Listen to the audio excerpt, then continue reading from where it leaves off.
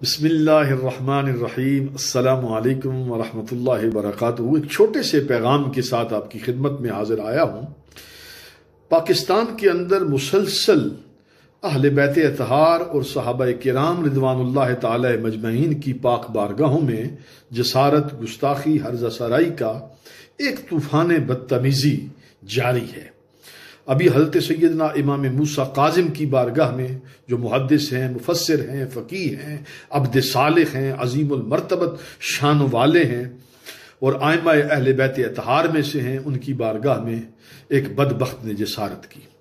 ہم اس پر پرزور مذمت بھی کرتے ہیں، حکومت سے مطالبہ بھی کرتے ہیں کہ مسلسل پاکستان فرقہ واریت کی آگ میں لپٹ رہا ہے اور دشمن ہنود، یہود، قادیانی کوشش کر رہے ہیں کہ مسلمانوں کو، پاکستان کو بالخصوص اس کا استحکام جو ہے اس کو دھرم بھرم کیا جائے، اہل سنت کے گھر کو پارا پارا کیا جائے، مسلمانوں کو آپس میں لڑایا جائے۔ طرح طرح کی پوسٹیں، غلط پوسٹیں، جعلی پوسٹیں مختلف بزرگوں کی طرف منسوب کی جا رہی ہیں۔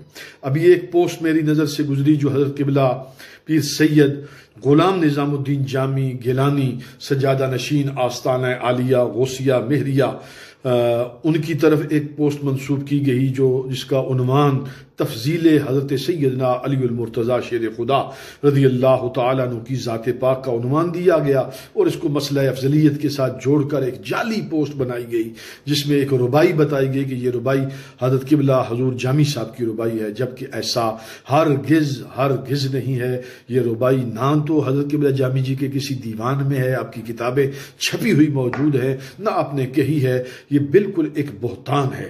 میں اپنے دوستوں کو، احباب کو، اہل سنت کو آگاہ کرنا چاہتا ہوں کہ دشمن کی سازشوں سے باخبر رہیں۔ ایسی کوئی پوسٹ، ایسی کوئی خبر جس کا تعلق آپ واضح محسوس کریں، ہمارے وہی عقائد ہیں دربار عالیہ غوثیہ مہریہ کے جو حضرت قطب عالم آیت من آیات اللہ حضرت خواجہ پیر سیدنا مہر علی شاہ رضی اللہ تعالی عنہ کے کتابوں کے اندر عقائد موجود ہیں۔ اہل سنت کا جو ایک اجماعی اور جمہور کا جو عقیدہ ہے ہم اس کے پابند ہیں۔ تمام جتنے بھی سازشی لوگ ہیں ان سے بچیں اور ایسی پوسٹوں کو اگنور کریں اور اس کی تردید کریں۔ والسلام ورحمۃ اللہ وبرکاتہ۔